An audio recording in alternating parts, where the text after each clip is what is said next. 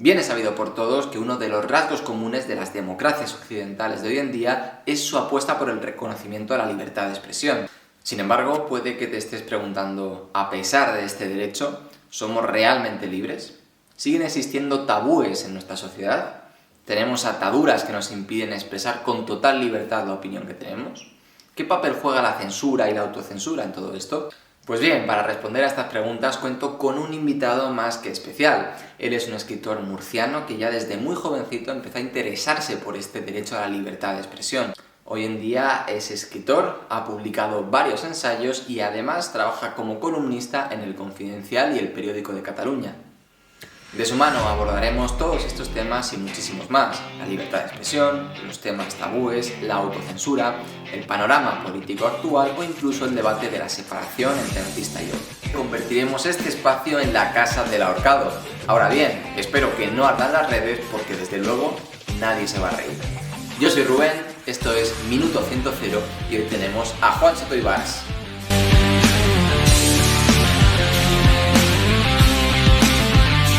Juan Soto Ibars, ¿qué tal? ¿Cómo estás? Pues encantado aquí de estar contigo, Rubén. Bueno, pues yo solo puedo decir lo mismo porque esto no lo digo siempre, pero aprovecho que te tengo aquí para decirlo. Para mí es un honor increíble tenerte porque yo desde hace ya un tiempo llevo siguiéndote la pista en varios artículos, en varias publicaciones que has hecho y me hace muchísima ilusión que estés en el canal, así que nada, muchísimas gracias, Juan. Es un gusto. Perfecto, bueno, pues la idea que tenía con esta entrevista, voy a hacer una confesión ahora que estamos al inicio. Yo normalmente suelo plantear las entrevistas más o menos por bloques, tengo claras los temas y las ideas que quiero tratar, pero contigo me sucede algo muy curioso y es que me pareces un tío tan interesante que me parecería que sería limitarte el hecho de reducir la entrevista a hacer pregunta y respuesta. Entonces, mi idea un poco era más plantearte una serie de temas para que a modo de conversación, pues oye, esto fuera fluyendo de manera distinta y veamos a dónde vamos. Así que Muy bien. el primer tema que te quería plantear es uno de los temas que yo creo que ha servido un poco como telón de fondo en varias de las publicaciones que has hecho, ¿no? Tanto en tus libros como en tus artículos, que es el tema del tabú, ¿no? El tabú como algo que está muy presente hoy en día, pero que no solamente hoy en día, sino que lleva muchísimo tiempo estando presente. Entonces, para empezar, te quería compartir una reflexión para ver si tú estás de acuerdo conmigo o no. Y es en concreto una reflexión que Ujú. yo le escuché a David Suárez, el humorista que además fue víctima de una de las mayores cancelaciones que ha habido en nuestro país, por lo menos en las redes sociales en los últimos tiempos. Y él lo que decía, no recuerdo dónde, me gustaría encontrarlo, es que el tabú no es algo permanente. El tabú es algo que evoluciona constantemente en función del Mm. tiempo y que varía en función del tiempo, ¿no? Él decía que en la época de la guerra y de la posguerra, el tabú era la comida, ¿no? El hambre, era ese tema tabú y por eso dice que hoy en día cuando vas a casa de tu abuela te ceba tanto con la comida, por eso es un tema para ellos tan delicado. Y dice que según ha ido avanzando el tiempo, cuando llega la generación pues, de nuestros padres, personas que, o de los padres de mi generación, que ahora tendrán 50 60 años, ¿no?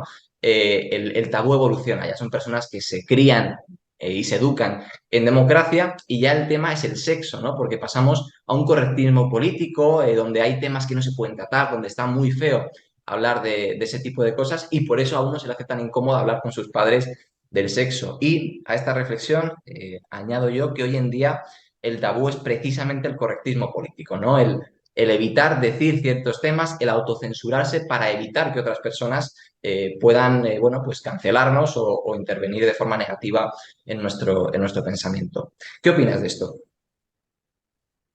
Bueno, hay una parte que creo que está bien y otra parte que, digamos, yo te diría que el tabú no es solo que evolucione con el tiempo, que sí, evoluciona con el tiempo, va cambiando. Ujú, Efectivamente, después de la guerra, bueno, después de la guerra el tabú era la guerra en sí. ujú, La guerra, lo que había sido en realidad la guerra, era una vez que se implanta el régimen, pues eso se convierte en un tabú casi durante toda la dictadura. No es exactamente un tabú, porque el tabú es más social que una prohibición, pero sí ujú. que la gente sabe que ciertas cosas no se pueden hablar en público y tal, ¿no? La comida, sí, seguramente lo fue, no, no tengo la información sobre eso, pero más que con el tiempo, que sí, el tabú con lo que cambia es Ajá. con las tribus. Y la sociedad actual está. dividida en tribus. Tribus que pueden ser ideológicas, culturales, de edad. Hay muchos tipos de tribus. O sea, vivimos en una tribalización, una fracturación tribal de la sociedad. Ujú, Y ahí es donde el tabú opera de manera diferente. Tú dices el correctismo político, ¿no? Entendiendo toda la cosa woke o así. ujú, Claro, eso es tabú en cierto ámbito, pero no en cierto otro. Yo lo que detecto es que el tabú se convierte en una especie de rasgo que nos permite detectar dónde están las tribus. ujú. Y el tabú también ha tenido siempre, a lo largo de la historia, esa función. Nosotros somos los que no comemos jamón. Ajá. El tabú nos está marcando como grupo, nos está separando de los demás. Nosotros somos los que sí comemos jamón y consideramos tabú eso de no comer jamón. Nosotros somos los que no velamos a las mujeres. Nosotros somos los que sí velamos a las mujeres. El tabú cambia por grupos. Así que yo lo utilizo en La Casa del Ahorcado, en el libro anterior, lo utilizo precisamente como detector, como un Ujú, zahorí que va buscando el agua con el palito. Yo voy mirando los tabúes para ver dónde están las taifas, las tribus. O sea que el tabú al final, más que una imposición, o que también lo es, pero más que así, yo lo estudio como un rasgo de la polarización. Y no de la polarización entre izquierda y derecha o así, ujú, sino de la polarización masiva en la que cada grupo parece como que se siente amenazado por los demás, ¿no? Los ujú. hombres por las mujeres por los hombres, los gays por los heteros por los gays, los trans por los cis por los trans. Eh, Ponlo donde quieras, los catalanes por los españoles, los españolistas por los indepes, ponlo donde quieras. Al final cada grupo se separa de los demás con una batería de tabúes que no están ordenados, o sea, que no los ordena nadie. No es que alguien diga, pues a partir de ahora nosotros vamos a ser los que tenemos asco al piropo. No, no, no, Ujú, no, opera de una manera mucho más visceral y agrupa a la gente. Así que el tabú lo veo más bien así, sin que lo que dice David Suárez me parezca una locura, pero yo lo estudio más como síntoma que como problema. ujú. Pues A mira, mí el tabú se precisamente, parece más al estornudo ajá, que al virus que lo produce. vale. El tabú me sirve para perseguir, para intentar descubrir el virus que hay debajo, que ese no se ve tan fácil. Mira, pues me resulta muy, muy interesante esto que estás diciendo porque efectivamente a medida que contabas esta idea, yo tenía muy interiorizado que un poco la posición que tú adoptabas con respecto al tabú es la posición de entender el tabú como un problema. Y sin embargo, ahora me dices que Mm, hay ciertas características del tabú que pueden llegar incluso a ser útiles, ¿no? Como ese detector, esa guía, ¿no? Que nos sirve para ubicar mm. ciertos grupos, ¿no? Por Es que eso el mismo problema del tabú, Sí, perdona que te corte, el sí, problema sí, del claro. tabú, claro, si estudio el tabú, produce problemas, porque al final quien transgrede un tabú es castigado. Esto ha Ujú, sido así desde las tribus. Es que el tabú no ha cambiado de forma de funcionamiento desde las cavernas. Los antropólogos lo han visto. Funciona de la misma manera para gente en taparrabos que para nosotros, ujú, que nos conectamos por Skype, por lo que sea. Es lo mismo, es un mecanismo arcaico, pero que sigue operando de manera. Porque al final el tabú, esto lo vio Freud, que es la semilla de la civilización. O sea, es que sin tabú no puede haber sociedad. Y esto empieza con el incesto. Nadie ujú, necesita que te tú no necesitas que nadie te diga que no te folles a tu madre. Es algo que tienes sumamente interiorizado. Eso es un tabú, ¿vale? Entonces, lo que sí estudio son los problemas que provoca. Por ejemplo, ujú, si tu grupo es liberal, tú vas con liberales, más o menos. Tu tribu es esa, o comunista, lo que sea. ajá, A ti se te va a castigar y expulsar si transgredes ciertos tabúes. Y eso no quiere decir que te van a castigar si te follas a tu madre. No, quiere decir que te van a expulsar si dices ciertas ujú, cosas que son tabú en ese grupo, que violentan la ortodoxia, ¿no? Y ahí es donde yo sí que veo que el tabú produce problemas. Está devorando la libertad, claro, está devorando no la libertad de expresión, la libertad de pensamiento, porque la gente tiene miedo de ciertas cosas que se le ocurren en ciertos grupos. Y ahí es donde, claro, se convierte en un problema. Pero eso necesitaba poner esa postilla. Sí, sí, por supuesto, pero ¿tú crees que este funcionamiento, este modus operandi del tabú, funciona así en todos los grupos, en todos los nichos? Porque, por ejemplo, te pongo un ejemplo más práctico, ¿no? ¿Tú crees que Perfecto. la persona que un poco diside de la ideología general en un grupo de podemitas va a ser igual de tratada que una persona que diside de la ideología general en un grupo de votantes de Vox? Sí, supongo que sí, claro. Ujú. Siempre hay una ortodoxia, o sea, la ortodoxia siempre se defiende de la misma manera.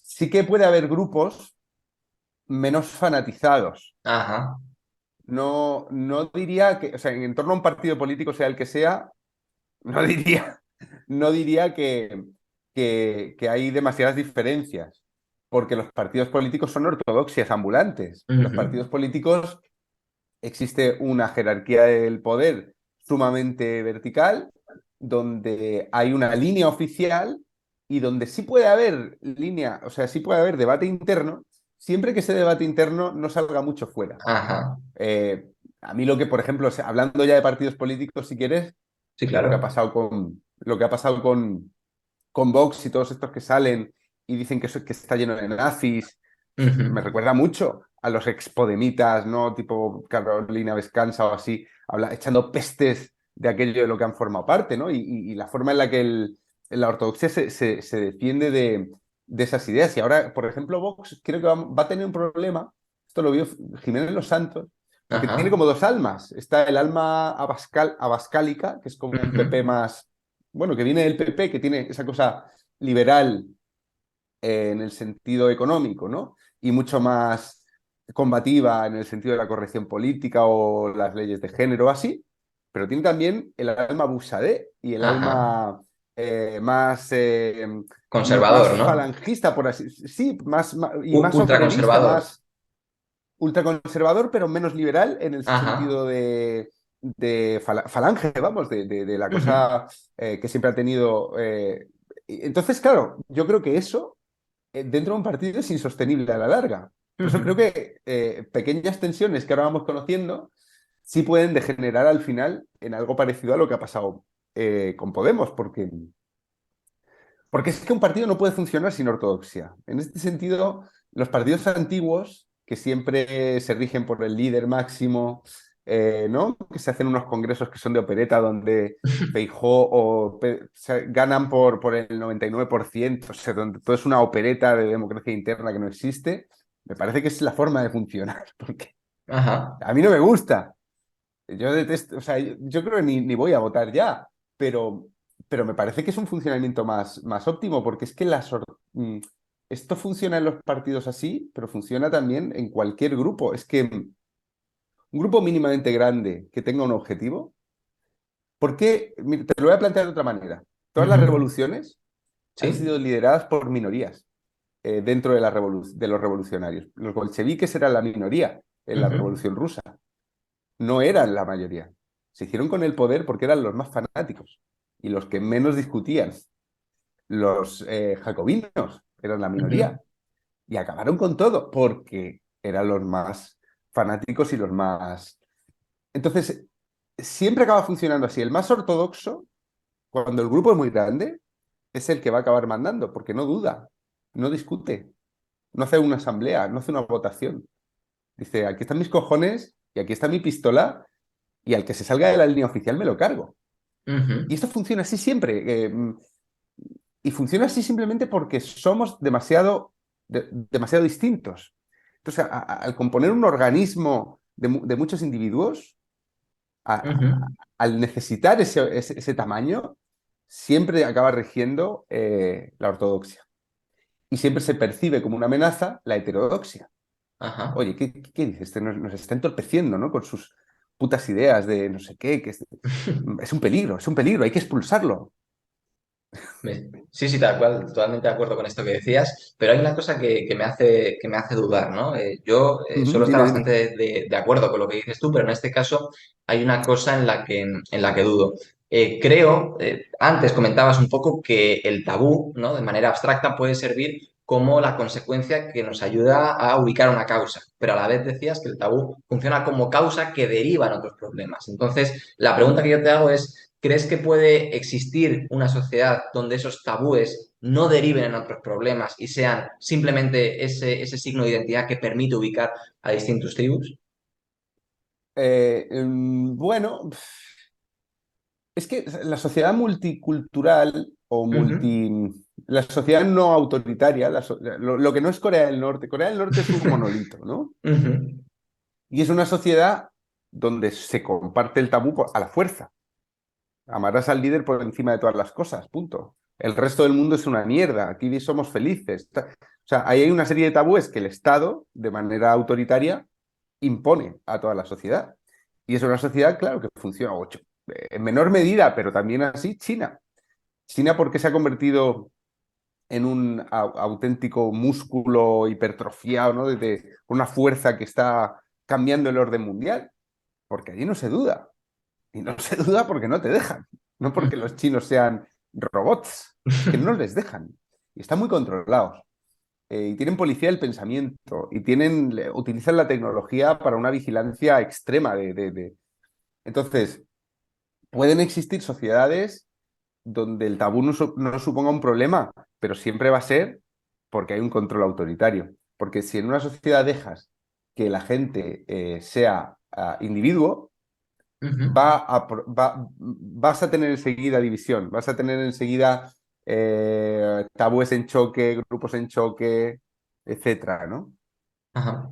Esto está muy relacionado con el tema del derecho a la libertad de expresión, ¿no? El cómo hasta cierto punto el ser humano, ¿no? Hay muchos autores que hablan de esto, cómo el ser humano puede llegar a tener verdadero pánico a la libertad, ¿no? ¿Por qué? Porque la libertad Mm, como derecho, que está además recogido en nuestra Constitución, muchas veces es un derecho que impacta de manera frontal con otros, como por ejemplo el derecho al honor o el derecho a mm, la propia imagen, porque claro, el hecho de que tú seas persona en un cargo público también implica que otra persona con su derecho a la libertad pueda opinar de manera que a ti te perturbe o te incomode lo que él está diciendo. Entonces, la pregunta que te hago sobre este tema es doble. Por un lado, ¿crees que estamos preparados para asumir el derecho a la libertad de manera plena? Y en segundo lugar, mm, ¿crees que con el paso del tiempo de los últimos años hemos ido en pro de aumentar la libertad de expresión o de disminuirla? mm. A ver, esta es una muy buena pregunta porque la libertad de expresión tal y como se ha conceptuado, Ujú. tal y como la hemos pensado como sociedad, digo, antes de nacer nosotros, cómo se ha construido el concepto, tenía una importante carencia, que es que no existía la libertad de expresión que sí existe con las redes sociales, Ujú. porque era libertad de expresión censitaria. Censitaria. ¿Sabes? El sufragio censitario era Sí, necesitas claro. tener ciertas propiedades para poder votar. Pues la libertad de expresión funcionaba igual, porque si no tenías una imprenta, no tenías una emisora de radio, no tenías un repetidor de televisión, tú Ujú. no tenías libertad de expresión. Podías decir a lo mejor en la calle o en un bar lo que te diera la gana, igual que ahora. Pero no tenías forma de acceder con tu discurso al discurso público. Tenías que pagar Ujú. o pasar un filtro de los que tenían los medios de comunicación. Esto era así. Para llamar a una radio, podías llamar, pero te cortaban la llamada si decías algo que no les gustaba o no te dejaban hablar, ¿no? Claro, con las redes sociales descubrimos qué es la libertad de expresión. Antes no lo sabíamos. Ujú. Es que no lo sabíamos. Los filósofos que han pensado sobre la libertad de expresión, los padres de la Constitución americana, quien quieras, no sabían lo que era, porque no existía forma técnica de hacerla real. Ahora sí, ahora Y, sí, y ahora hemos visto lo que vale un peine. ajá. La libertad de expresión es escuchar a todos estos hijos de puta. Claro, es que era eso. Se podía pensar que era eso. Se podía racionalizar que era eso. Se podía decir que eso era deseable, pero no se tenía delante de la cara. Y ahora sí. Por eso ahora hay tanta gente en contra de la libertad de expresión, que la ve como un peligro, porque ahora escuchas lo que la gente piensa. Yo esto lo veo como un avance Ujú. inmenso, pero claro, un avance para el que no necesariamente estábamos preparados, como pasa siempre con la tecnología, ¿no? Eh, en un momento como este, lo que estamos viviendo es una reacción. Ya yo creo que hemos pasado ya el momento de la reacción fuerte porque ahora hay debate. Antes, por ejemplo, cuando aparecían los woks y decían lo que no se podía decir, mucha gente se acojonaba y se callaba. Ujú, Porque el miedo a la libertad muchas veces es el miedo a quedarse solo, a ser señalado o a que te llamen ciertas cosas que te aíslen de los demás y que te vuelvan intocable, ¿no? ujú, Ahora yo veo que hay más discusión. Se vio, por ejemplo, con Roald Dahl, cuando censuraron en la editorial ujú, trozos de palabras, etcétera. Hubo una gran reacción de gente que dijo, oye, por ahí no, ¿no? Y esto hace 5 años no hubiera pasado. No tengo ninguna duda de que hace unos 5 o 10 años la gente en general se hubiera quedado callada para no ser ujú, señalada como posible homófobo o lo que fuera o machista o así, ¿no? Yo creo que estamos ahora en un momento de más tensión porque la gente ya no se está callando tanto por miedo como antes. Y de más polarización, porque precisamente por no callarnos hay más enfrentamiento. Y eso, pues, bueno, pues sí, sí, se percibe violencia, ¿no? Violencia en los debates, etcétera. Pero diría que hemos vivido un retroceso, pero un retroceso de mentira, porque, o sea, diría que hemos vivido una gran amenaza a la libertad de expresión, que es la ujú, sociedad ha descubierto lo que es y no le gusta. Y por eso el censor, que antes era una figura antipática, se ha convertido en una figura virtuosa. La gente aplaude a los censores. Se hacen programas de televisión diciendo qué chistes ya no se pueden hacer y eso, no sé, se ve como algo progresista. Claro, la gente está aplaudiendo al censor porque ahora la gente sabe lo que es de verdad eh, la libertad de expresión, ¿no? Nos hemos vuelto más intransigentes porque estamos más obligados a ver lo que piensan los demás. ujú, Pero eso es un avance en realidad. O sea, es un avance en términos de que ahora, pues, si comparamos con hace 30 años, claro, hace 30 años no había cancelaciones, no había tantas. En Estados Unidos ya empezaban con la cosa de la corrección política y tal, pero en general no había tanta cancelación como hay ahora. Pero es que tampoco había esa libertad de expresión inmensa que es la existencia de unos canales como YouTube, como esto que estamos haciendo no se podía hacer. ujú. Tú no podías emitir. Es que no tenías medios técnicos. Entonces, ¿es un avance o un retroceso? Es un avance y hay una gran reacción. Yo esto lo he pensado con el tema de la comedia, ¿no? Lo mencionabas un poco en esta reflexión. Pero yo, sin embargo, creo que sí que hay cierto retroceso. O sea, evidentemente es un avance, ¿no? El hecho de que hoy en día tú y yo podamos estar aquí a distancia comunicándonos y que luego esto lo vaya a ver un número X de personas. Evidentemente es un avance, pero efectivamente tiene un contrapunto que es, por ejemplo, en el caso de la comedia, que es muy paradigmático, ¿no? Yo siempre he pensado en esos chistes, ese humor ácido de Arévalo y de todos estos humoristas de hace años, que hoy en día sería muchísimo más difícil que se pudieran hacer, ¿no? Entonces, claro, ¿hasta qué punto la libertad de expresión puede actuar en contra de esta reacción, ¿no? De la que estábamos hablando? Claro, pero fíjate, es que vamos a pensar en términos de libertad de expresión. Ujú, ¿Qué pasa con los chistes por ejemplo, Arévalo? Pasa que, como nos hemos vuelto, pensemos en eso que yo llamo la reacción, ¿no? ujú, La gente se siente tan amenazada ahora por lo que dicen los demás que cosas como un chiste generan reacciones masivas y de escándalo y de castigo y de tal. Claro, ahí se ve el retroceso se ve ahí. ujú, Se ve en que, dado que tú estás vigilado por los demás y los demás tienen ahora una vía para expresar su descontento, tu libertad está mucho más coartada por la de los demás, porque los demás libremente te atacan. Antes a lo mejor no podían. ujú, Entonces, por eso te digo que hay que verlo como un retroceso en el sentido de que estamos más vigilados y hay una intransigencia brutal y la gente está muy tensa. Por eso tengamos en ujú, cuenta eso. Pero al mismo tiempo que eso pasa, al mismo tiempo que eso pasa, hay un avance, porque antes no podían. Eh, que hay gente utilizando, claro, es que esto es una paradoja. Hay gente utilizando la masiva libertad de expresión que hay hoy ujú. para intentar censurar a otros. Claro. Pero es que esta es la maravilla del momento que vivimos, que gracias a la libertad de expresión podéis expresar vuestro descontento y utilizáis la libertad de expresión para intentar que otros no la tengan. Estamos en un momento de conflicto total. Por eso, claro que hay un retroceso en términos de que ahora te pueden castigar mucho más. Ujú. Y eso es Un, peligrosísimo. Sí, sí, un ejemplo yo creo muy descriptivo de esto que dices, te lo escuché comentar hace, nada, unos poquitos días en una conferencia que diste, me parece que en Pamplona puede ser, hace relativamente Mm. poco. Sí, la Hablabas semana del pasada. caso eso es, de una chica, una señora que se iba a un viaje a África y antes de Mm, subirse al avión publicaba un tuit. Hay que contextualizarlo en mm, una cuenta que para entonces tenía, ¿qué? 100, 200 seguidores en Twitter, algo así, que es nada, ¿no? mm, Es, como tú decías, es hablarle al vacío, es hablar contra una pared, ¿no? Y publicaba un tuit, bueno, pues que leído de una manera literal provocaría una reacción de susto, ¿no? De rechazo, porque era un tuit literalmente entendido muy racista, ¿no? Hablaba de los blancos y de SIDA y de tal, y de que, bueno, un tuit, ¿no? Pero claro, si se mira de una manera irónica, como tú comentabas en esa conferencia, bueno, pues puede dar lugar a una interpretación más acertada de la verdad.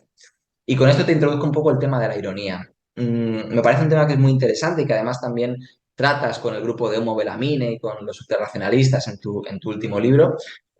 Pero creo que también la ironía, que está muy vinculada en cierto modo al derecho a la libertad de expresión, puede tener un riesgo. Porque realmente cuando sabemos si esa persona está utilizando una mirada irónica para transmitir su mensaje y cuándo no, ¿no? Por ejemplo, ujú. hablábamos antes o te mencionaba antes el caso de David Suárez. En el caso de David Suárez, lo que pasa, por decirlo de forma muy resumida, es que él publica un tuit donde, leído de una manera literal, lo que dice es que una persona con síndrome de Down le hizo la mejor mamada de su vida. Mm. Evidentemente, de manera literal, esto causa rechazo y causa espasmos, ¿no? Pero de una mirada irónica o más contextualizada, al fin y al cabo uno lo que ve es que David Suárez es un humorista que se dedica a hacer humor negro y que publicó ese tuit en una cuenta que es un perfil de un cómico de profesión. Entonces, claro, en su caso era relativamente fácil demostrar que era una mirada irónica, porque es la mirada, repito, de una persona que en una cuenta oficial de humorista publica un chiste, ¿no? Pero ¿cómo conseguimos en otros casos demostrar que lo que se está diciendo o lo que está diciendo una persona es producto de una mirada irónica y no de una mirada literal? Claro, pero te diría más allá, ¿qué problema hay en que alguien exprese algo monstruoso? Ujú, Es que yo no veo ningún problema en eso. Que dices, bueno, si es irónico se lo perdono, si es literal no. Pues yo se lo perdono en ambos, porque es que me da igual lo que diga la gente. Es que para mí la libertad de expresión es que te dé igual lo que diga la gente. O sea, yo cuando se monta un pollo porque alguien ha dicho en Twitter no sé qué, digo, pero ¿qué más da? ¿Quién es esa persona? ¿Qué importancia tiene? ¿Qué pasa? No pasa nada. No pasa nada. Mira, ahora ahí, esto, mientras hablamos, ¿no? Se ha ujú, montado muy gorda con una tuitera que se llama Nieves, joder, espérate, Nieves algo. ujú. Con esto de la gestación subrogada y todo este rollo de Ana Obregón y tal, ha puesto una foto de Asunta, la niña esta que adoptada que los padres mataron. Es que yo no sé muy bien el caso, no sigo mucho los sucesos así, pero Asunta, una niña adoptada en Galicia, me parece que la mataron los padres o la madre o no sé qué, Ajá. pues está puesto no compres, adopta con esa foto. Se ha montado la de Dios. Oh, estás diciendo que la adopción es peor que la gestación subrogada, no sé qué, estás usando no sé qué, estás cogiendo el... Bueno, pues el tuit pues, es una tontería, es una provocación, es lo que sea. Pero qué problema, o sea, ¿qué impacto tiene eso si no nos escandalizamos? Ninguno. Pero, por Es una ejemplo, persona diciendo algo. Sí, pe- sí, o sea, ponme ejemplos y estoy casi seguro de que no puedes encontrar un ejemplo en el que te diga eso. Dime, dime. te pongo un ejemplo. ¿Qué pasa si esa libertad de expresión proviene por parte de un poder público? Es decir, ¿qué pasa con Ah, el paradigmático caso del anuncio del Ministerio de Igualdad, de las claro, claro, modelos claro. con... Claro, Sí, sí, un poder sí, sí. público requiere Ya. o puede permitirse que se coarte más su libertad de expresión en caso de un particular. Es, es que un poder público no tiene ni tiene que tener libertad de expresión. La libertad Ah, de amigo. expresión es de los individuos. Es de los individuos. Vale. Y el individuo que está en un cargo Ajá. ya no tiene completa libertad de expresión. Y yo creo que eso es algo, porque es la institución la que está hablando a través de esa persona. Ajá. Yo sí soy policía, si soy policía, Ujú. no puedo decir ciertas cosas. No puedo. Si soy cura, no puedo decir ciertas cosas, aunque las Ujú. piense. En el ejercicio de mí, o sea, con el uniforme puesto. Luego, como persona, o sea, como te quitas el uniforme y ya eres un ciudadano otra vez. Como, ¿qué me estás hablando? ¿Como policía o como Manuel no sé qué? Como Manuel no sé qué. Di lo que te dé la gana. Di lo que te dé la gana. Pero si estás encarnando una institución, claro, lo del Ministerio de Igualdad con ese anuncio Ujú. es un poder público señalando, además de manera cobarde, Ujú. a un par de ciudadanos, eh, un comunicador, Pablo Motos, que sí, que tiene mucho poder y mucha audiencia, pero no deja de ser un ciudadano que tiene un programa. No es un poder del Estado. Ajá, Y un youtuber, ¿no? O un streamer, el Chocas, ¿no? Que sí. ahí lo que tenemos, ahí lo que tenemos es que el poder público no es un individuo. Los populistas, esto es interesante que lo plantees, porque el populista, el político Ujú. populista, intenta siempre hacerse pasar por ciudadano incluso cuando está en el poder, ¿no? Por eso se pinta como víctima si le atacan, pero además coge a todo su colectivo.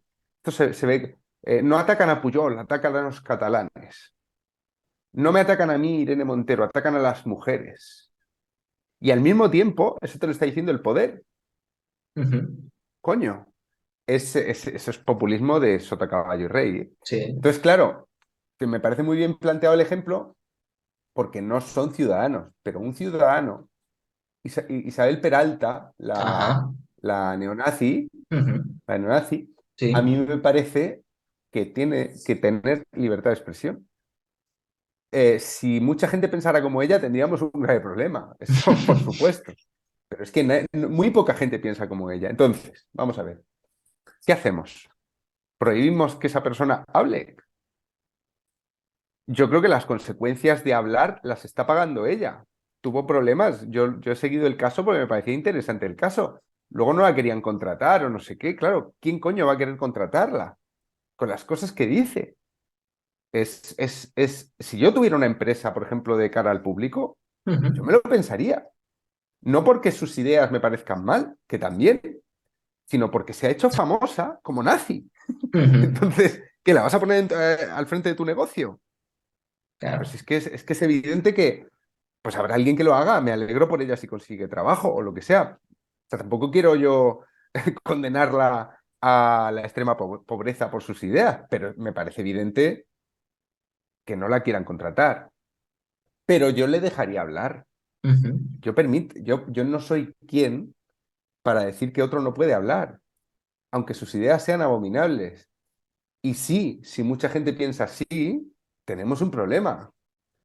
Pero es que confío suficiente en que eso sea algo hiperminoritario. Ah, Ujú. no sé, Eh, cuando se convierta en algo mayoritario, nos mereceremos lo que nos pase. También te lo digo. Pagaremos las Si es así consecuencias de la de, libertad claro, ¿no? Y de la estupidez y de la estupidez. y del fanatismo. Quiero decir, o sea, cuando en Estados Unidos son tan poderosos los evangélicos, estos piraos de tal, es que se merece lo que les pase. O cuando son tan poderosos los wokes en las universidades y tal, es que se merece lo que les pase. Esa gente tiene que tener libertad de expresión, igual que yo.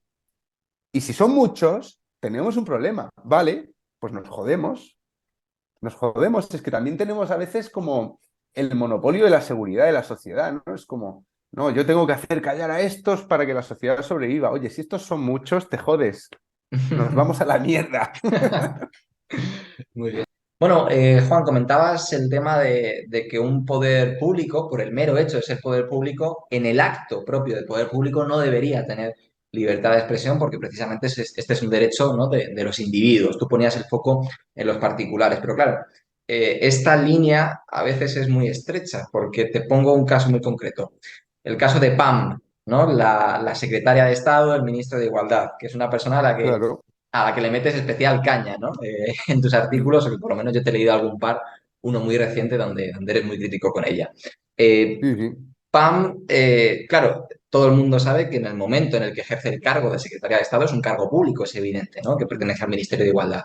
Pero ¿qué Ujú, pasa cuando Pam publica una historia en su perfil de Instagram ujú. utilizando un Satisfyer como un arma contra el fascismo, ¿no? Algo así me parece que decía. Claro, deberíamos permitir a un político que en un acto que no es intrínsecamente un cargo público, pero que sí que repercute hacia las personas que le van a votar o a las que pretende movilizar, que tenga esa libertad de expresión. Es decir, ¿la libertad de expresión es tan pura o tan restringida siempre para un cargo público? Es un ejemplo guay, pero el cargo público en la democracia dura 4 años, ¿no? Y luego Ajá. se renueva. Entonces, durante el tiempo que tú eres político, o sea, político no, durante el tiempo que tú eres cargo público, Ujú. tú no eres un ciudadano normal. Y esto se ve con las consecuencias que tuvo la fiesta del Prime Minister británico, de Boris Johnson. Ujú. Hacer fiestas en la pandemia, en tu casa, no, por ahí y tal. Pues, bueno, sí, te voy a llevar una multa, pero era especialmente grave cuando tú eras el que estaba imponiendo las normas. Y Ujú. eres- claramente, si está de fiesta, no está ejerciendo en ese momento su cargo, ¿no? Está de fiesta, está borracho, está lo que sea. Pero, pero tú Y, estás en el ejercicio de tu cargo, es que dura ujú. 4 años. Es que durante esos 4 años te tienes que portar muy bien, porque todo, se te va a fiscalizar por todo. A mí a veces me parece excesiva la fiscalización de los políticos. Ahí sí te lo puedo comprar. Yo no sé. Eh, por ejemplo, lo que se hizo con Pablo Iglesias y Irene Montero en su casa, eso Sí. me parece un exceso absoluto de la protesta. Pero es que siempre lo he pensado en los scratches. Cuando el político está en su casa, se le deja en paz. Se le deja en paz. Hay un ministerio donde puedes ir a gritarle a la ventana. ¿No? ¿Está trabajando? Pues le gritas todo lo que te salga del pijo, ¿no? Pero gente que está en su casa con sus hijos, a mí eso me parece una bestialidad lo que se hizo con Iglesias. Y me caen fatal Iglesias y Montero, ¿eh? Pero es que eso es intolerable. Vale. Al mismo tiempo, al mismo tiempo, si Pam va a una manifestación como secretaria de Estado. Tú no vas a una manifestación, o sea, si Ujú. Pam fuera, si vieran a Pam en una manifestación neonazi, la echarían, Ujú. porque la secretaria de Estado no puede, de Podemos no puede ir a una manifestación neonazi. No se puede dejar ver en ciertos sitios. No puede. No puede porque mientras dura su cargo, ella no deja de ser en ningún momento una representante institucional. Entonces, ese vídeo que se grabó Ujú. y que subió, tú dices lo del Satisfyer, yo estaba pensando en el vídeo que se grabó en la manifestación El del del 8M, aborto, ¿no? lo De que la madre de Abascal del y... aborto, claro, Sí, sí, sí. claro, bueno, eso es poco profesional. A mí no me Ujú. parece particularmente grave, porque es que eso Ujú. está en consonancia con lo que ella dice como secretaria de Estado. Es que a mí es su papel como secretaria de Estado el que me Ujú. parece delirante. Me parece Ujú. uno de los animales políticos peores en cuanto a torpe, idiota, etcétera. Pero a mí me hizo mucha gracia ese corte porque ella luego quitándole hierro a los cánticos de las chicas, a los que yo le quito todo el hierro, o sea, a mí en la manifestación, o sea, que digan eso no me parece desearle la muerte a nadie, me parece la típica cosa que se grita en la manifestación. Estoy de acuerdo con Pam en la interpretación que hace, pero es que la misma Pam, sobre los gritos del Colegio Mayor Elías Aúja, dijo que eran intolerables. Ujú. Entonces, bueno, ¿por qué unos los puedes mirar de manera irónica y bueno, estas chicas gritan eso, pero no están queriendo decir que Abascal que quieren que se muera? ¿Por qué ahí sí y en lo del colegio mayor no? Sí es lo mismo. O sea, es diferente, pero es lo mismo. Son chavales gritando burradas en Y un juego, en claro. una performance, ahí es lo que me pareció interesante Pero vamos, por ir al meollo de lo que tú preguntabas. Una secretaria de Estado es una secretaria de Estado mientras dura su cargo, que no se metan en eso. Yo no me voy a meter.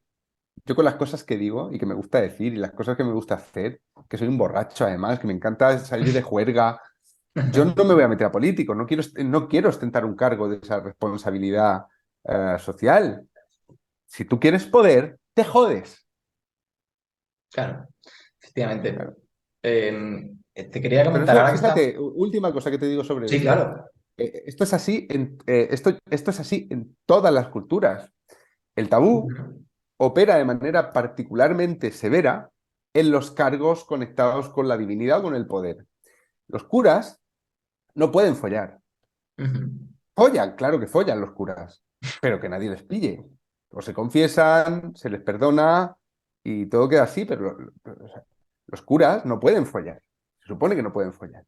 Y no pueden follar porque ejercen un cargo. Y ese cargo está por encima de nosotros. Dentro del contexto de la religión católica, ellos están más cerca de Dios, están en la jerarquía, son parte del organismo, ¿no? Del ujú, gobierno de la iglesia y todo ese rollo, ¿no? Entonces ellos no pueden hacer cosas que nosotros sí podemos hacer. Y en las tribus de África, el chamán, el sacerdote, la persona o el jefe, siempre ujú, tiene una serie de restricciones que los demás no tienen. Esto nos habla sobre lo que es el poder. El poder es una privación. Es una privación que te permite estar en una posición de superioridad jerárquica respecto a los demás. Se ve con un profesor. Un profesor ujú, a sus alumnos no les puede decir las mismas cosas que cualquier otro alumno a los niños. ujú. Un adulto a los niños les puede decir cosas que su profesor no les puede decir. Y no se las puede decir porque es profesor. Por eso es tan interesante el tema de en la universidad, alumnos que se enrollan con profesores. Siempre Ujú, ahí sí que hay mucho, o sea, no se puede hacer una norma sobre eso, porque hay muchas formas pero ya hay algo un poco turbio siempre, hasta cuando es consentido y feliz siempre hay algo que nos es mínimamente turbio porque, claro, no están en unos términos de igualdad institucional. ajá.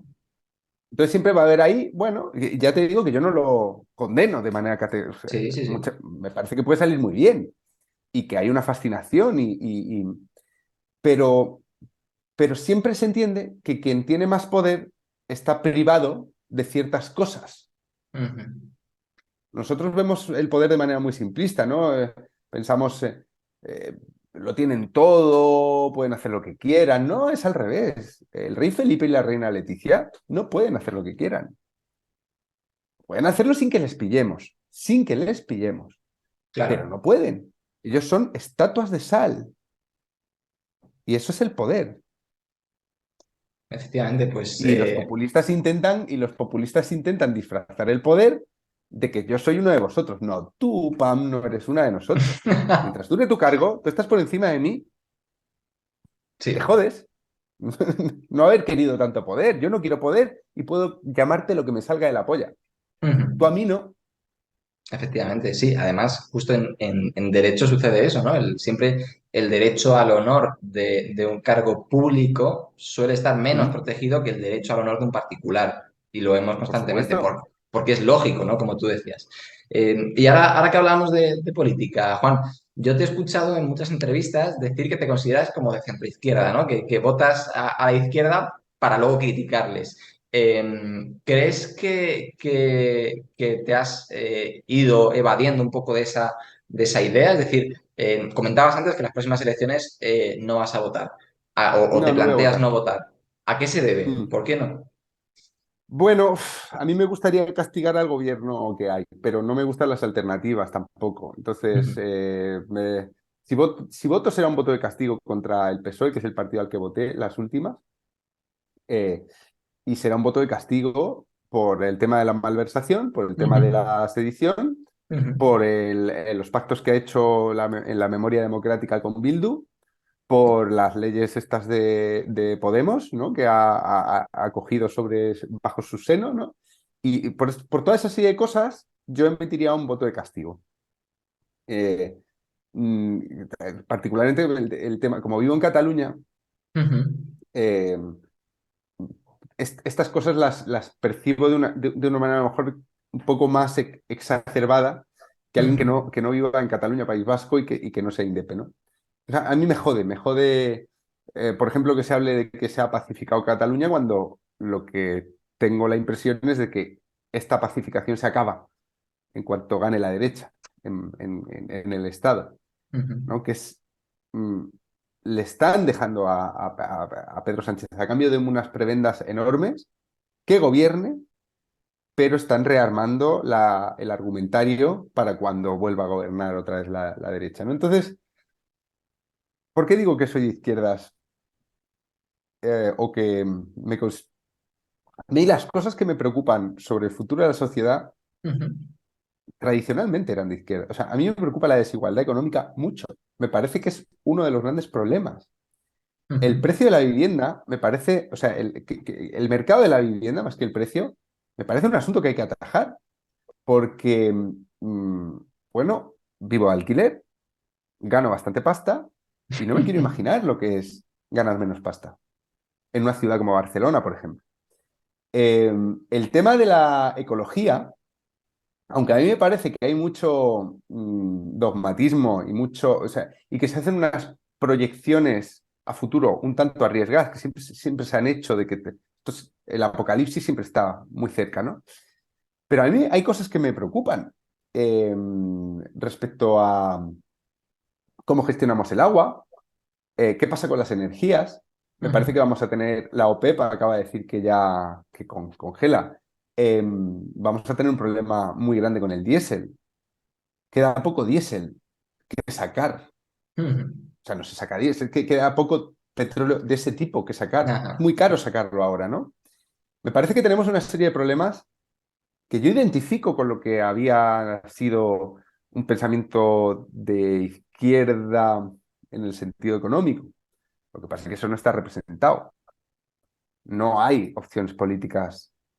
O sea, está todo dominado por lo woke. Ujú, Está todo dominado por decirle a los demás cómo tienen que vivir su vida, cómo tienen que pensar.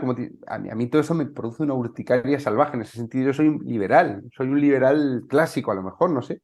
ujú. Pero es que te lees a Adam Smith, o sea, te lees a los liberales clásicos y es que hoy a muchos les llamarían podemitas casi por cosas que hablan sobre el control de la riqueza, sobre la redistribución. Si es que todo eso se ha ido desvirtuando, toda ideología se ha ido, más que ideología, toda óptica económica se ha ido eh, equiparando en unas cosas y radicalizando en otras, ¿no? Entonces, yo el problema lo tengo con la democracia, con la democracia de partidos. Partidos me Ajá. parece que, claro, no representan opciones nítidamente diferentes en el asunto de la economía. Entonces, pues sí, he ido votando casi siempre a la izquierda por una inercia y bueno, pues tampoco importa mucho lo que uno vote, es que en realidad Sí. uno Sí. entre millones, pues mira, votas y tal.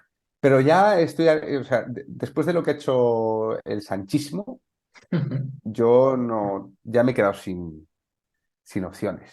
No, Pues no. mira, a mí me pasa, o sea, no, yo fíjate, yo no me suelo pronunciar sobre, sí, mentira, me pronuncio sobre mis ideas políticas, pero el problema es que como no casan con ninguno de los partidos que hay actualmente, a la gente le cuesta mucho identificarme. Entonces, tengo amigos míos que se piensan que soy facha abiertamente y amigos míos que se piensan que soy comunista. Entonces, claro, es un poco ese problema. Pero mira, me parecía muy interesante el tema que decías de la democracia de partidos, ¿no? Lo que ahora se le llama, ¿no? Partitocracia, o bueno, pues depende del nombre que se le pueda Y lo que poner. hay. Lo importante es efectivamente la democracia de partidos. Claro, yo siempre he pensado, y esto está relacionado o lo quiero relacionar con el tema del derecho al voto, ¿no? Yo siempre he pensado que actualmente, en los últimos vamos a poner 2 legislaturas, últimas 2 legislaturas, el voto se da por 3 motivos. Yo, por lo menos en mi forma de pensar. Se da por fanatismo, creo que a todos se nos vienen a la mente imágenes de fanáticos que votan a su partido. Se da por miedo, el miedo a que salga tal partido y voto al extremo, o voto al que va a hacer coalición con el otro para que no salga. O se da también por el interés. El ejemplo clásico es el de los ERE en Andalucía, ¿no? Como personas interesadas que recibían la paguita por parte del PSOE, bueno, pues han conseguido que Andalucía haya sido durante 30 años un feudo socialista. Claro, ¿tú crees que, primero, que ¿estás de acuerdo conmigo en estos tres tipos de derechos y en estos tres tipos de votos? Y segundo lugar, ¿crees que se debería restringir el derecho al voto? Pues mira, estoy de acuerdo más o menos, sí, que se vota también por inercia, porque yo Ujú, mismo he votado muchas veces por inercia, ya te digo, o sea, he votado sin importarme demasiado ese gesto y por inercia y un poco pues, sí, como un gilipollas más, o sea, si es que al final, te lo dije en un titular que hizo mucho revuelo, que dije, yo no voto a la izquierda porque sea de izquierda, voto a la izquierda porque soy subnormal. Es un poco eso, que el voto, el hecho del voto a mí me parece como que está un poco sobrevalorado, pero yo no restringiría el derecho al voto de nadie, porque ¿quién va? ¿Quién vigila al vigilante? No se puede ujú, hacer bien. Esto es lo menos malo. Llevamos mucho tiempo intentando organizarnos y esta mierda, porque es una mierda lo de la partitocracia y todo este rollo, y es lo menos malo que hemos, o sea, hemos disfrutado de muchos años de paz. Esto se percibe, como llevamos, como la vida es corta y somos un poco adanistas todos, esto se ujú, percibe como lo normal, pero es que no es lo normal. ujú. Europa hasta el año 45 está matándose sistemáticamente. Sistemáticamente. No hay periodos. Stefan Zweig habla de un periodo de paz muy largo, hasta la Primera Guerra Mundial, que en realidad es corto si lo comparamos con el que hemos disfrutado desde el 45. Eh, entonces, ¿cómo vas a restringir? ¿Quién va? ¿Quién decide? Yo a veces he leído a gente que dice, tendría que hacerse un examen. ¿Quién corrige el examen? ¿Quién impone las preguntas? ¿Quién decide Mm. quién va a ser? Ahora mismo Claro. podría ser la mayoría PSOE, Podemos, Indepes, porque son los que están haciendo la ley de memoria democrática. La memoria ahora pertenece a esta mayoría. La verdad pertenece a esta mayoría. Entonces no se puede hacer. Es una especie de brindis al sol. Dices, sí, Ujú. qué bueno sería que solo votaran los que piensan y se miran los programas, pero es que ¿quién va a hacer la selección de personal? No, no, tenemos que jodernos con esto. Y también hasta cierto punto me preocupa que estemos tan hastiados. Y yo hablo en primera persona, yo también lo estoy. Pero es que si miras atrás, ¿qué ha habido mejor? ¿Qué ha habido mejor en términos de paz? No ha habido Ujú. nada. No ha Mira, existido. pues ahora que hablabas de esto de la paz y de la guerra, me has recordado unas palabras que le escuché me parece que a Reverte, a quien por cierto admiro muchísimo en lo profesional, y decía Reverte que efectivamente el estado natural del hombre hasta primera mitad del siglo XX era la guerra. Lo que pasa es que en el último siglo y medio estamos acostumbrados, no sé si bien o mal acostumbrados, a que el estado natural del hombre sea la paz. Pero claro, que haya paz y que estemos bien acostumbrados en este sentido creo, no implica que el sistema no sea mejorable, es lo que tú decías, es el menos malo, Sí. pero efectivamente que Mm. sea el menos malo no quiere decir que no sea mejorable. Entonces, por ejemplo, por cierto, que el derecho al voto se puede restringir, es decir, es un derecho fundamental, pero también se puede restringir en casos muy determinados, aunque es cierto que son casos anecdóticos en nuestro país, ¿no? Ha sucedido muy pocas veces. Pero, por ejemplo, ¿tú crees que una persona eh, yo qué sé, que ha matado, que ha violado, ¿no? Un etarra o alguien así, tendría que tener un derecho al voto? Pues es que no, sí, ¿por qué no? Quiero decir, cometes un crimen y vas a la cárcel. O sea, va por otro lado. No, no sé. Es que no sé ni siquiera si se restringe. No sé si hay.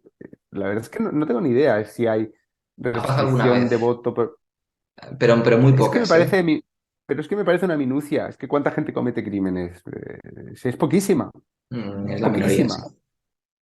Pero minoría, ¿no? Es marginal. Es que en términos de unas elecciones, eso.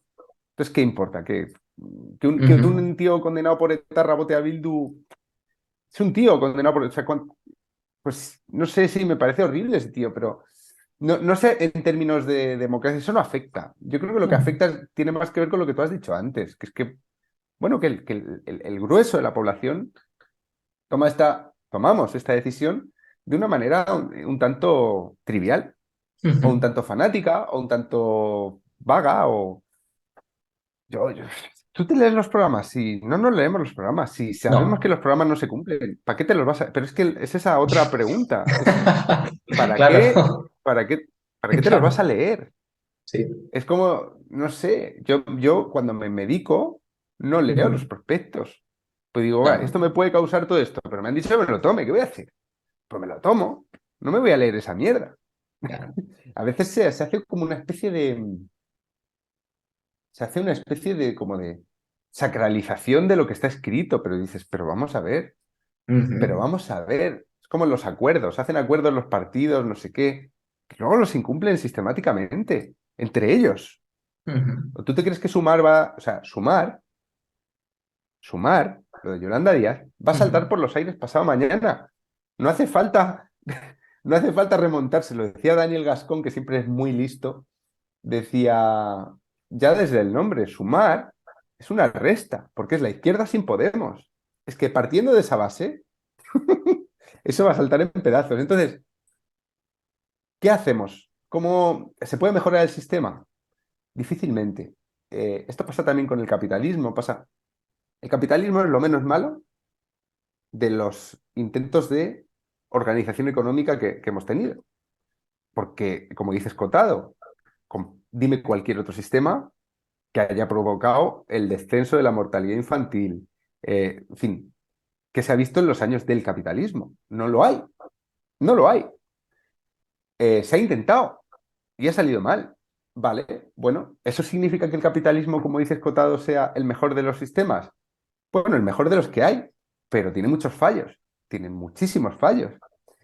Mm, Entonces, ¿se puede intentar mejorar? Se puede intentar mejorar, pero difícilmente se puede conseguir mejorar demasiado porque los sistemas lo que tienen es la capacidad de devorar todo aquel que entra en el sistema para intentar cambiarlo. Fíjate, Vox, Ujú. ¿qué decía de las comunidades autónomas Vox?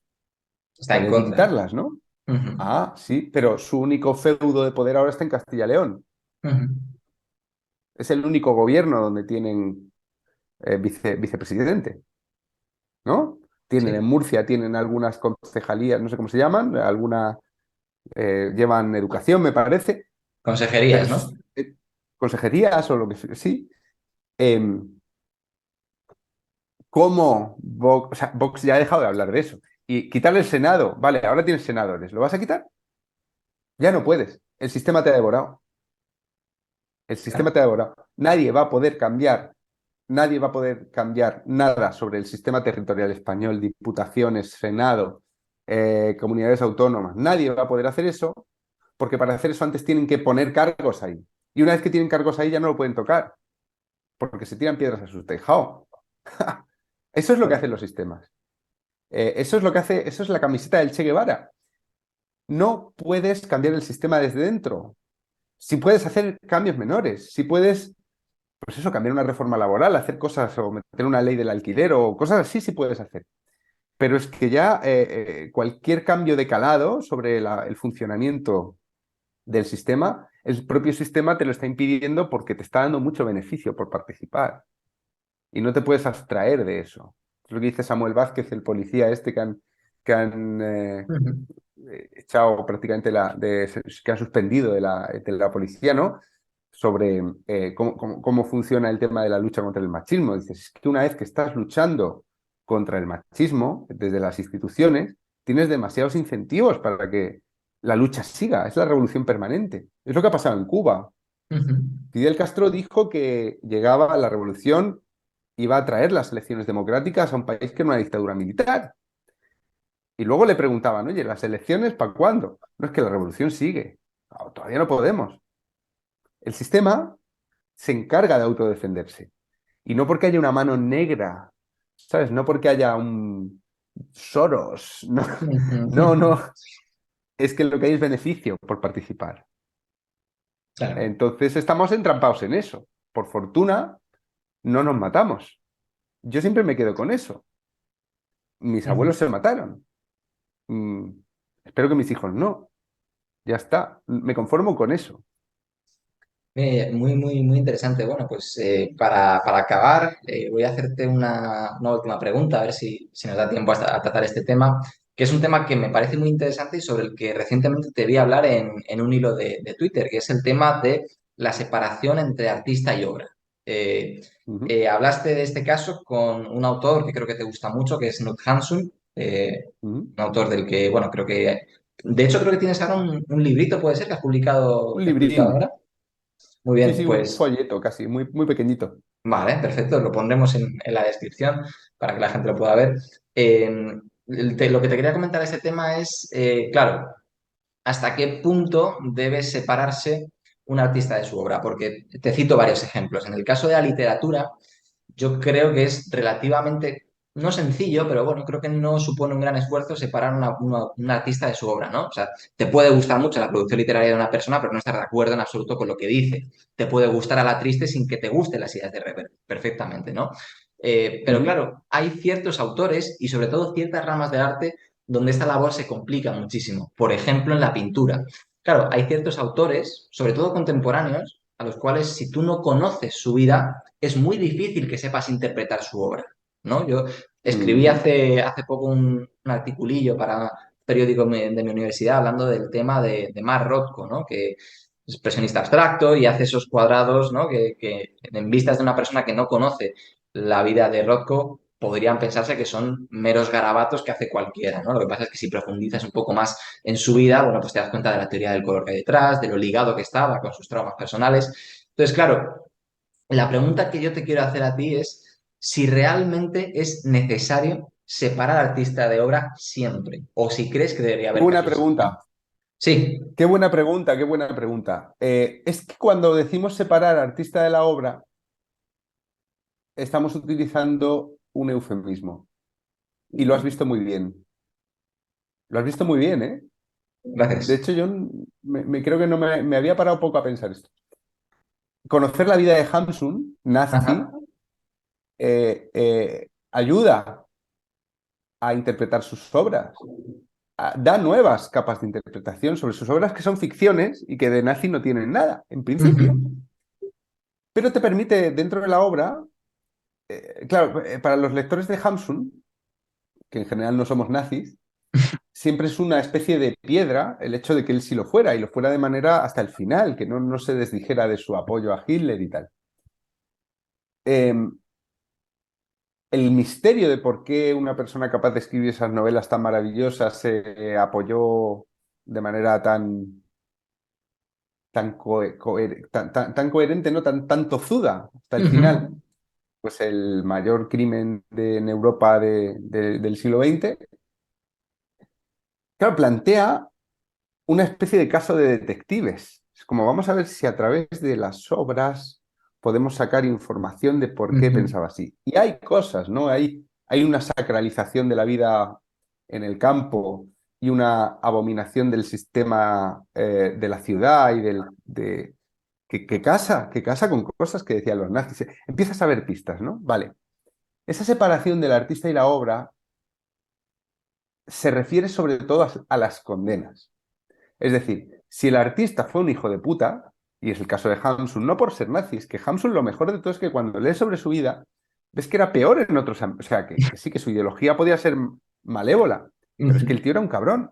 Era un cabrón con sus hijos, era un cabrón con su mujer, era un cabrón total. Pero nada, sus personajes eran mucho mejores que él, ¿no? Ujú. Rothko, ¿por qué hacía esos cuadros de un solo color? ¿No? Esas cosas. Claro, lee sobre su vida y interpretarás mejor su obra. Nos referimos a la condena, es las obras del autor no merecen ser condenadas por los crímenes del autor. Separamos el autor de la obra en la condena. Eh, Marilyn Manson ha sido acusado, luego parte de la acusación se ha demostrado falsa. Ujú. Pero otra parte todavía no se sabe si es verdad o no, pero ha sido acusado de maltratador y de sádico con las mujeres, ¿no? Saber eso sí que nos puede ayudar a interpretar parte de su arte, Ujú. porque él ha hecho mucho arte con el sadismo, tiene canciones user-friendly, tiene canciones, bueno, y su estética, o sea, es un artista que ha jugado con eso, ¿no? Entonces, si él resultara ser un monstruo, un depredador, la persona tendría que ser castigada, pero no por eso pienso yo que su obra debe ser castigada, porque si castigamos al autor en vida, estamos haciendo justicia, si el autor comete crímenes, ¿no? Pero si castigamos su obra, nos estamos condenando a nosotros, porque a mí me sigue gustando Mechanical Animals y Anticristo Superstar y obras de Marilyn Manson. Entonces, separar el autor y su obra al final es indultar a los lectores o a los espectadores. Y no separarlo en la condena es condenarnos a nosotros por los crímenes de un tío que ha tenido una vida con decisiones criminales, pero que ha creado grandes obras de arte. Y mira el caso de Barón Biza, que le mató a su mujer, o... Es que hay muchos artistas que han hecho barbaridad. Picasso era un cabronazo de mil pares de cojones. Juan Ramón Jiménez era un hijo de puta con Zenobia Camprubí, pero de juzgado de guardia. Claro, sí, pero ahora decimos, sí, cancelamos la obra de Juan Ramón Jiménez porque era un cabrón. Y entonces, ¿a quién estás castigando? A los niños que no van a poder leer Platero, no a él.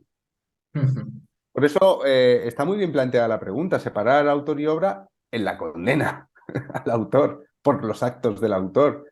Luego, para interpretar las obras, es verdad, tenemos que buscar otra forma de decir eso, porque no es separar el autor y la obra. El autor y la obra no se pueden separar, pero sí el castigo al autor del castigo a la obra, porque entonces nos castigamos a nosotros mismos y somos gilipollas.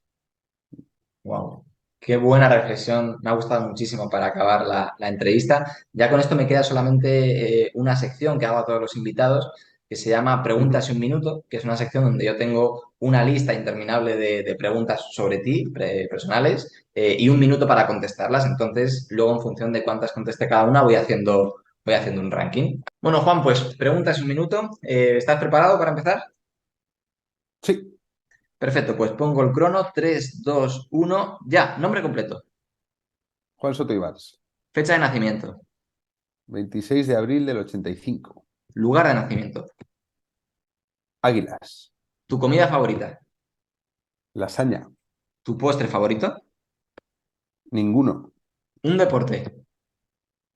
ninguno. Un grupo de música. Frank Zappa, Una canción que te guste de ese grupo de música.